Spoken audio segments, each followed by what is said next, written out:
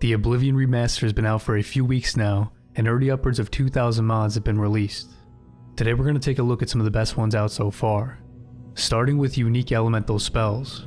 This mod enhances all elemental spells in the game by introducing unique secondary effects for each element. Much like elemental spells seen in Skyrim, these are subtle additions aimed at adding utility and uniqueness between the different elements without significantly boosting their power. Fire spells now deal a small amount of burning damage over time. Frost spells temporarily drain the target's speed, and shock spells reduce magicka. The strength of these effects scale with your destruction mastery, making progression feel more rewarding while still maintaining a reasonable balance. One of the major changes made by the remaster is the addition of sprinting to the game, which I'm all for, but let's be honest, the new sprinting animations look strange and just don't quite fit into Oblivion. The alternative sprint mod addresses this by introducing a more upright and natural looking sprint animation that better fits the game. While it's not perfect, it's a solid improvement over the vanilla animation. Next is Alternative Start, a mod that lets you skip the entire sewer sequence at the beginning of the game. Instead, you start aboard a ship headed for the Imperial City. You can interact with the bed in your cabin to choose your sign and class before going to sleep. When you wake up, you'll find yourself at the Imperial City waterfront, having had a dream about the Emperor, plus the Amulet of Kings in your pocket. From there, delivering the amulet to Joffrey starts the main quest as usual. This mod is perfect for those of you that have seen the beginning of the game multiple times and just want to get a quick start on a new character. While the remaster has definitely made an effort to improve both the HUD and UI, it still feels dated in a lot of ways, and there's plenty of room for improvement. FuzzUI interface tweaks make several adjustments to the game's menus and interface. It condenses menu entries, allowing more to be displayed on screen at once, which makes navigation easier, especially for PC users. Better HUD cleans up the interface by shrinking the compass and relocating the health, magicka, and stamina bars to the bottom left corner of your screen. Better Reticle reduces the crosshair size, simplifying it into a small dot to make it less intrusive. Better Infoboxes lowers the opacity of the black bars that appear when hovering over objects. They're still readable, but blend into the background more, resulting in a much cleaner look. Slow motion shortcut wheel, just like the name suggests, slows down time when you open your shortcut wheel, giving you a bit more breathing room to pick the right spell or item in the heat of the moment. It's a simple addition that goes a long way in making the game feel less clunky and more modern. Before we take a look at the next mod, this video is brought to you by a turn-based RPG packed with strategy, stunning visuals, and hundreds of champions to collect, customized on Unleash in both PvE and PvP modes. Download Raid using my link and new players will get 2 epic champions plus Alice, one of 5 brand new legendary champions inspired by Alice's adventures in Wonderland. Although this isn't the storybook fairy tale you may remember, it's a dark fantasy reimagining set in the world of Teleria. In this update, you can now play as Alice the Wanderer, the Cheshire Cat, the Mad Hatter, the Knave of Hearts, and the Fearsome Queen of Hearts. What makes Raid most enjoyable for me is the focus on collecting heroes. Each champion has unique skills and affinities that determine their strengths and weaknesses, allowing you to create diverse and powerful team compositions. Alice is an amazing addition to any team. As an attack-style champion, she's great for dealing massive damage, but when you pair her with champions who can lower enemy defense or boost their damage, you've got a team that can tear through even the toughest enemies. You can unlock Alice by using the promo code GETALICE within 48 hours of signing up. Also, with my exclusive link, Raid is offering new players a massive starter pack, including the epic support champion Tagoar, as well as the epic champion Fayne when you reach level 15. So click my link in the description or scan the QR code to get started. And if you want to team up, be sure to join my clan, Kingdom Alliance. Thanks again to Raid for sponsoring the channel. Now, I'm sure most of you booted up the game and picked Master Difficulty, because there's no way you're going to lose to a 20-year-old RPG, or so you thought. It doesn't take long to realize the damage scaling in this game is completely broken. Enemies feel like sponges and you'll get one shot out of nowhere.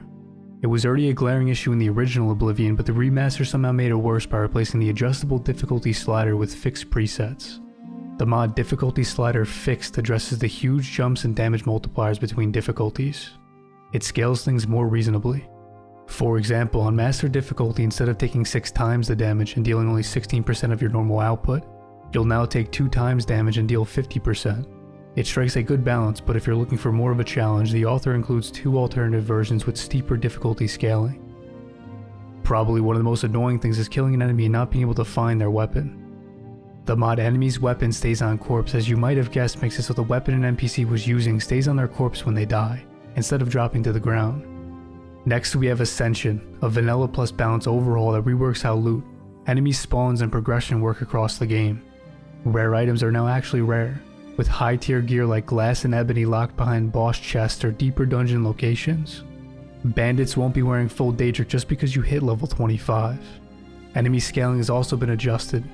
Low level creatures will appear regardless of your level, while tougher enemies are reserved for boss encounters. You'll see smarter balance changes across mechanics like alchemy, pickpocketing, unarmed combat, and skill progression. This is just a quick overview. There are far too many tweaks to cover here, but the end result is a more consistent and better placed experience that still feels like Oblivion, just more refined.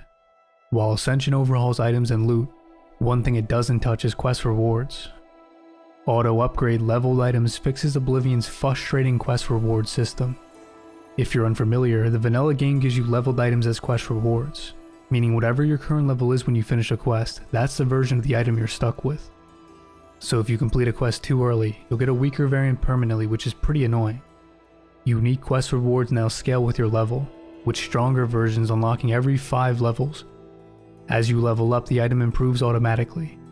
That means you don't have to worry about timing quests around your level.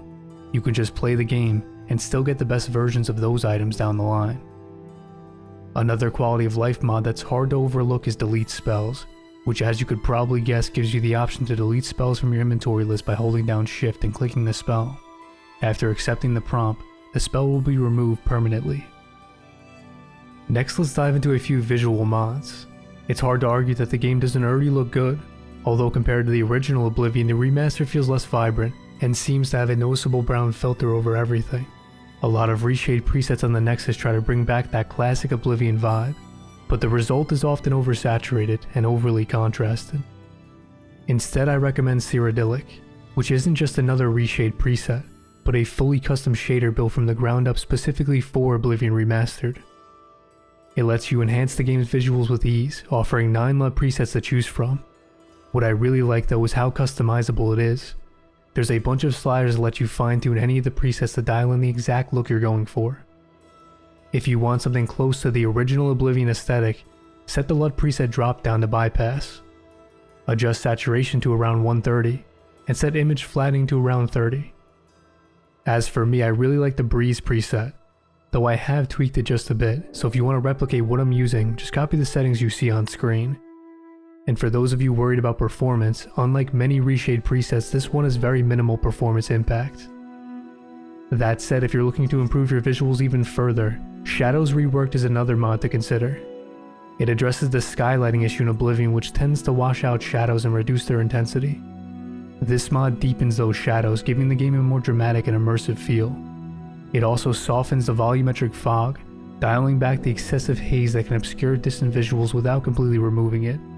Indoors, the improvements are even more noticeable. The fog that lingers in interiors has been reduced, and shadows are now distinctly deeper and more defined. Best of all, it comes with virtually no performance cost. By the same author, Enhanced Light Radius increases the draw distance of light sources like torches, campfires, doomstones, and Aliad wells, making them visible from much further away.